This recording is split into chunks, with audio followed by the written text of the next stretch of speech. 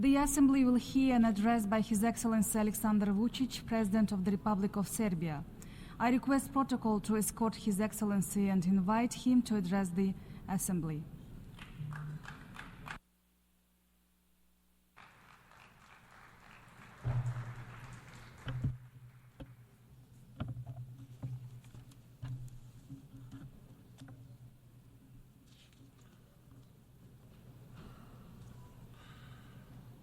Madam President, Excellencies, ladies and gentlemen, Mahatma Gandhi said, "There is no path to peace. Peace is the path." In the same spirit of fraternal love and open heart, I address you today on behalf of the Republic of Serbia, a founding country of the United Nations, a country of freedom and justice. It is my honor to address you as President of the Republic of Serbia, the country on whose behalf I stand proudly before you today. A country that, despite the current global challenges, consistently perseveres in defending the principles of the Charter of the United Nations and international law, and that, through its activities and principled policy, strongly advocates the idea that is the main topic of this year's session. Ladies and gentlemen, when we talk about the current moment this year again, to my immense regret, I have to state that the situation in the world seems even more difficult and dark than a year ago. The tensions are growing and challenges are becoming more numerous and complex. What worries me the most is that despite our declaratory efforts for peace, development and prosperity of humanity, there is no end in sight to this geopolitical nightmare. I would not like to see the wise words of the former President John Fitzgerald Kennedy becoming the words of a prophet. Mankind must put an end to war, or war will put an end to mankind. Today, mankind relies more on technology than it relies on mankind. This year, we are once again talking about tragic conflicts and destruction that bring suffering and enormous human losses, as well as about the numerous serious consequences that inevitably accompany armed conflicts. The Republic of Serbia and the Serbian people deeply sympathize and share the grief for all the lives lost in the conflicts happening around the world, including the tragic events in the Middle East and Ukraine. It is unforgivable that today, in the 21st century, we are talking about gruesome figures related to children who have died in conflicts. It seems absolutely incredible, but the world is on the verge of nuclear disaster and nuclear holocaust. In a desire to win and destroy the other one, step by step, we were getting closer to the verge of precipice, and eventually we got there. We live in a world where no one listens to anyone. There are only our arguments and our truth, while the other ones must disappear because they always endanger our or universally false values. We need to talk, even when we disagree. We need to restore the eroded credibility and authority of the United Nations. And I need to say, that's why Serbia will strongly support bigger presence of African country in the United Nations Security Council, and we believe that bigger African presence will mean a lot for the world's peace. We need to stop the practice of double standards being applied to restore faith in international law and the principles we all agreed on long ago. We must restore faith in peace, the only path that has no alternative. We owe that to every innocent victim anywhere in the world, to all the current and future generations. The future of the world in the next 5 or 25 years is a matter of our choice, but it is also our responsibility. All of us that have gathered here from all over the world did that for, we'd say, noble, but first and foremost for selfish reasons. Almost always the leaders from all and even the most powerful countries speak in front of you, allegedly addressing you, but actually addressing only their public and not caring substantially for the real concerns of the world today. I'm not very much different. But today I will not present to you only Serbia, the founder of the United Nations, its successes, its high growth rate, because I have and I will have the opportunity to brag about the results we have achieved in my country. And by the way, I know that all of you here are not very much interested in the respective. Today, I will speak about how the collapse of the modern world had started, about when and how the UN Charter was discredited, and when we stopped believing in law and started appeasing the force.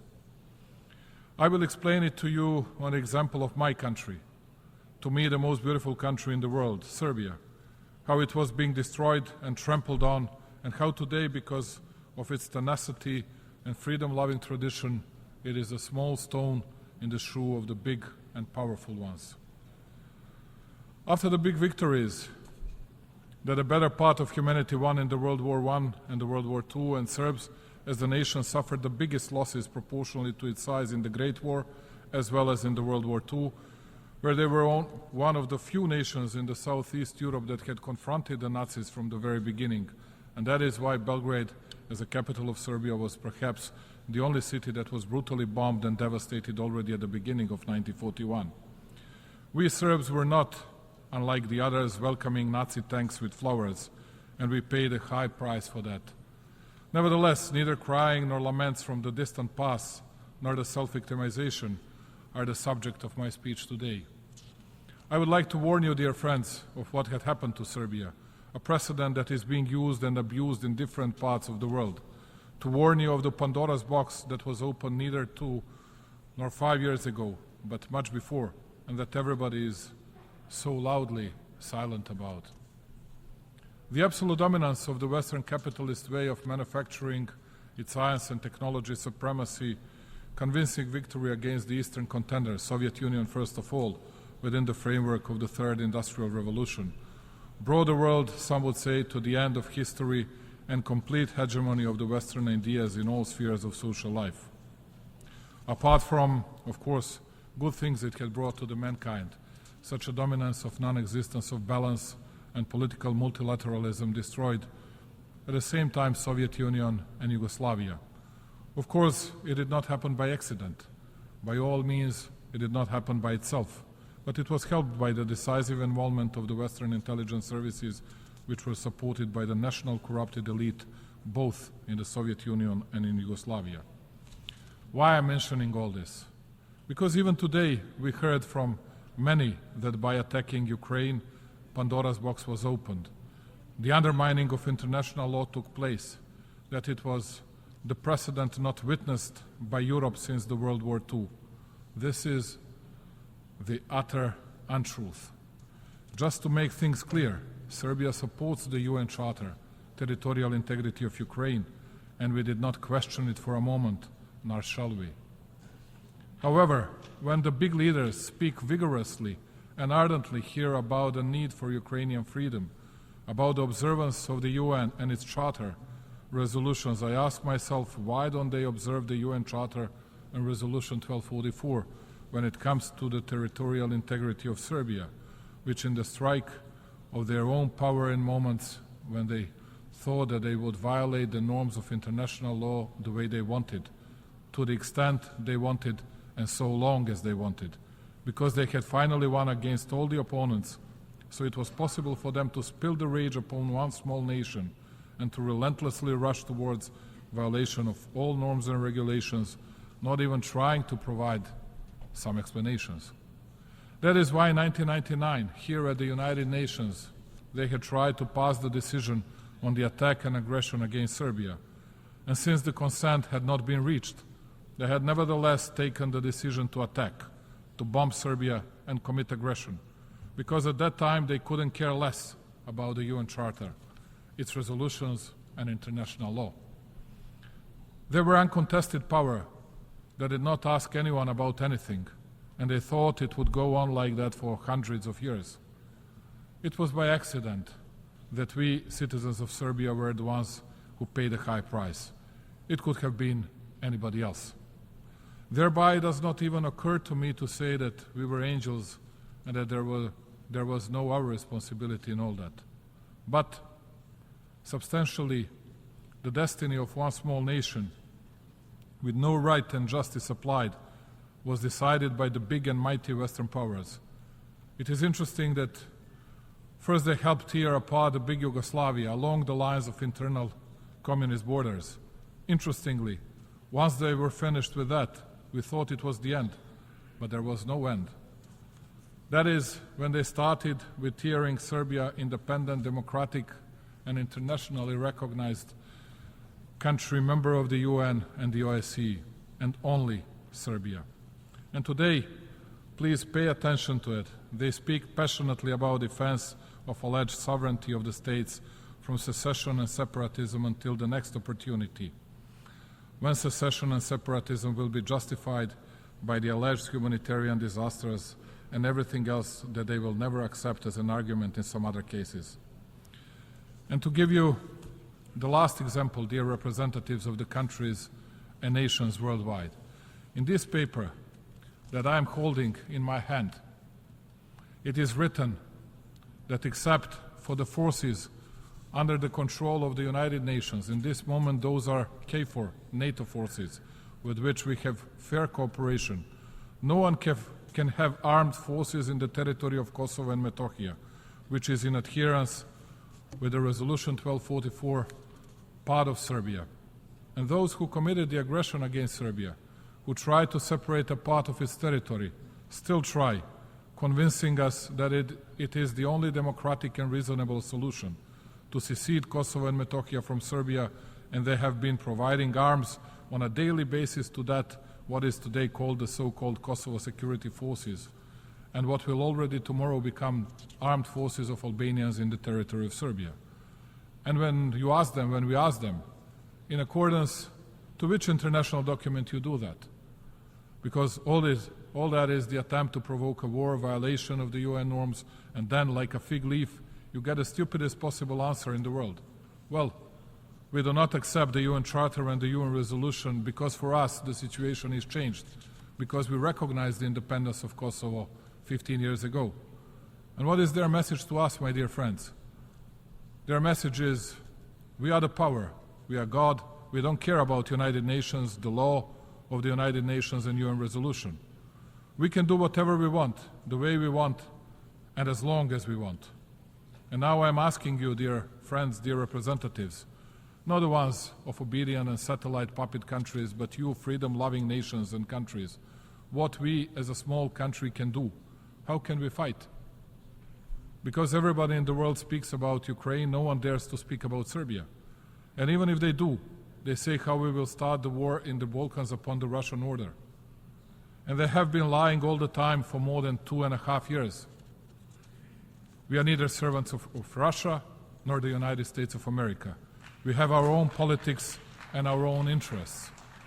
And that is why I want to ask you something and tell you that the only hope, not only for my country, which I love more than anything in the world, but also for your countries, to understand well the mechanisms of lies, the mechanisms of fraud in international relations, and to try to gather here in the most important organization, to try to change it, to try to respect it, because it is the only way to preserve peace. This way, the world is on the verge of disaster, and everyone is allegedly defending principles. No one admits any mistakes, and it is clear to everybody that there are no principles anywhere, nor anybody has them. Neither ones nor the others.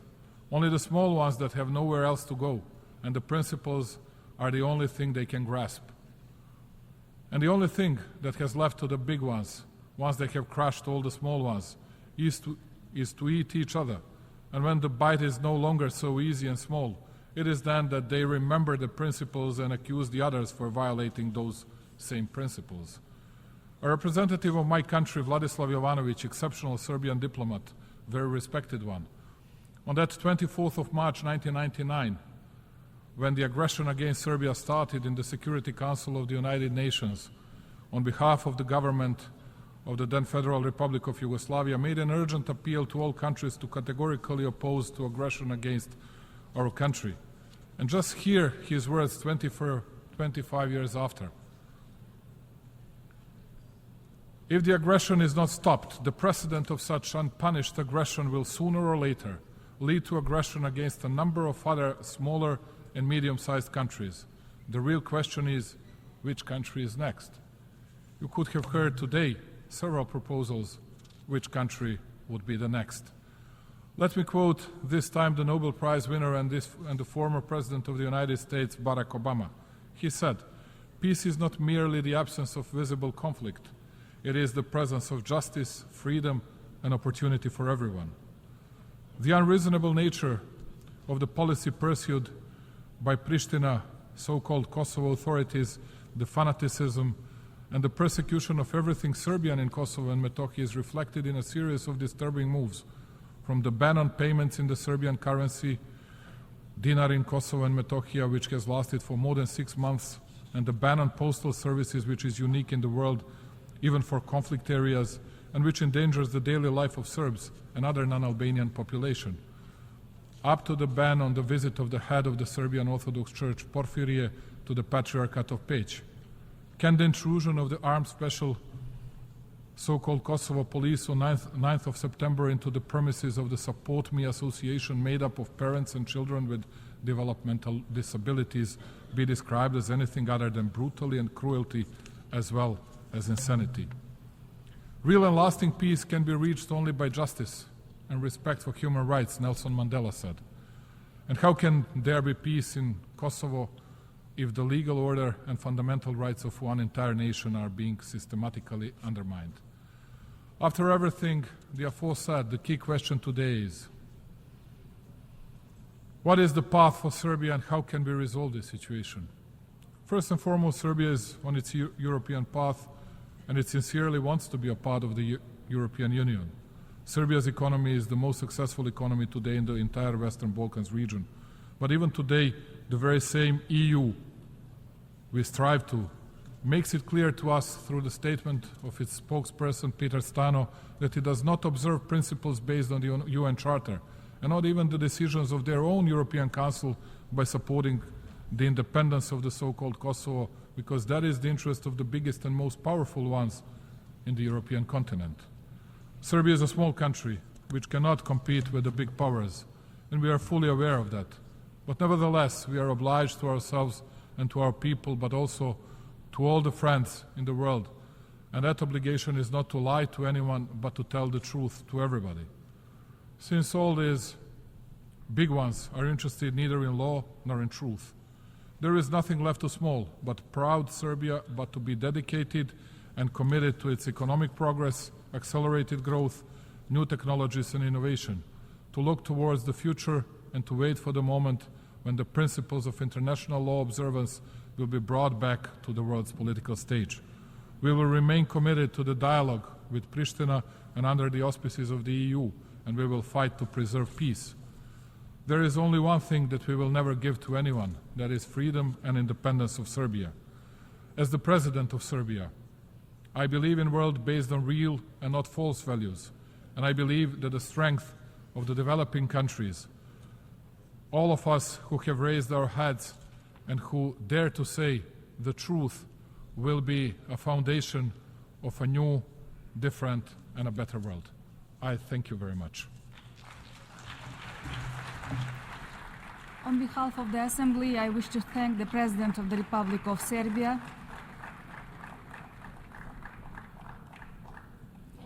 The Assembly will hear an address by His Excellency João Manuel Gonçalves Lourenço,